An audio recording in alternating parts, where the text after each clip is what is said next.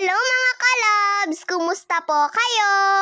At dahil dumating nga po si Tito na nagbebenta ng taho, ay napabili nga po kaming dalawa ni Kuya. Minsan-minsan na nga lang din pong pumupunta si Tito dito para po magbenta ng taho. Wala na rin po kasi yung isa pa pong nagbebenta ng taho na halos araw-araw po siyang nagbebenta ng taho sa umaga. Naalala ko nga po noon nung medyo maliit pa nga po ako.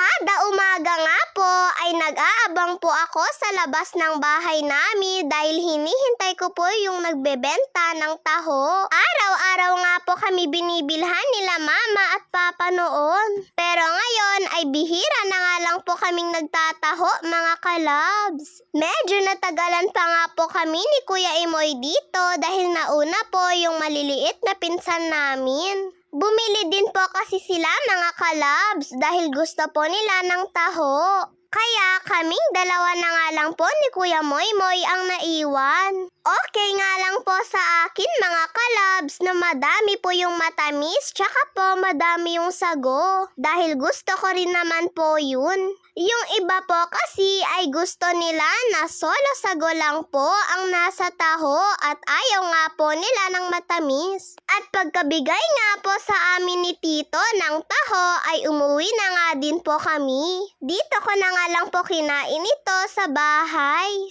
Ang sarap po talaga ng taho, lalo na kung mainit-init pa po. Naalala ko pa nga po noon nung bumibili po si Papa ng taho ay talagang nilalabas niya po yung baso niya at doon niya nga po pinapalagay yung taho. At nagluluto na rin po pala kami ni Mama ng pang-almusal po namin. Inuna ko nga po munang pinrito, eto pong sunny side up na itlog. 4 na pirasong itlog lang po pala ang pinrito ko dahil 4 lang naman po kami dito sa bahay. At pagkalagay ko nga po nitong isang itlog, abat natalsikan pa nga po ako ng mantika. Kaya sabi ni Mama ay mag-ingat nga daw po ako. Pero okay lang dahil ginusto ko naman po ito mga kalabs. Ayan na nga at naluto ko na rin po pala yung 4 na pirasong itlog. Perfect nga po lahat ng dilaw nito at wala nga pong nabasag. Natutuwa nga po ako kapag ganito yung napiprito kong itlog.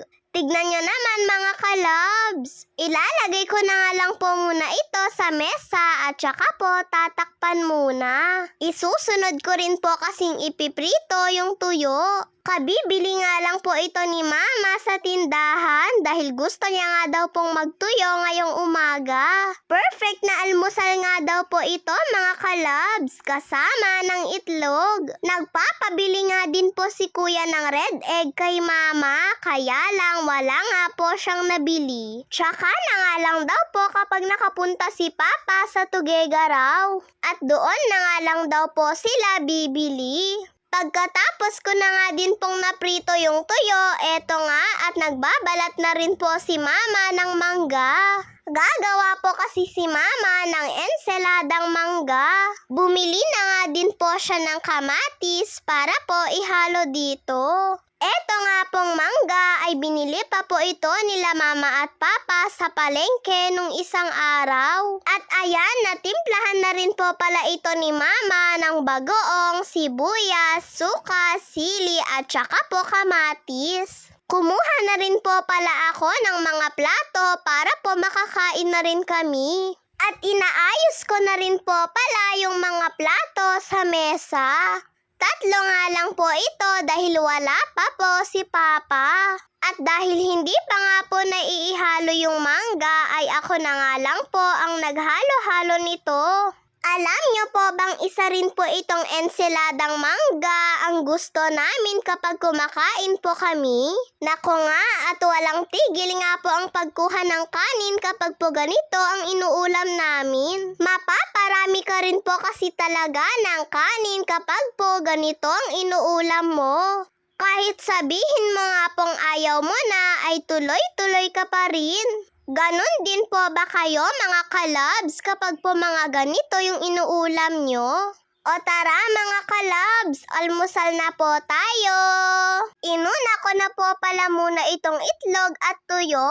At nilagay nga din po ni Kuya yung electric fan namin dahil naiinitan po kami. Lalo na at galing nga po kami ni Mama sa pagluluto. Umagang-umaga nga ay mainit. At nung nakakain na nga po ako ng kanin mga kalabs, ay kumuha na rin po pala ako nito pong mangga. Sabi po kasi ni Mama ay unahin ko daw po munang kainin yung kanin bago po magmangga. Baka daw po kasi ay sumakit yung tiyan ko. Kaya eto nga at napaparami na rin po ako ng kain ng mangga. Bumili rin po pala si Mama ng bagoong alamang. Lulutuin niya nga daw po yun para po sa sausawan namin sa mangga. At dahil matagal nga pong umuwi si Papa ay tinawagan na nga din po siya ni Mama. Nag-overtime daw po kasi sila Papa sa trabaho. At saktong pagtawag nga po ni Mama sa kanya ay saktong tapos na rin daw po yung mga ginagawa nila. Kaya eto nga, nasagot po ni Papa yung tawag ni Mama. Past 9 na rin po kasi sa mga oras na to mga kalabs. Kaya sabi ni Mama ay mauna na nga lang daw din po kaming kumain. At pagkatapos nga po namin kumain, ay dumating na rin po pala si Papa. Umaambon pa nga mga kalabs, oh. At syempre, kailangan po nating magmano. God bless po mga kalabs.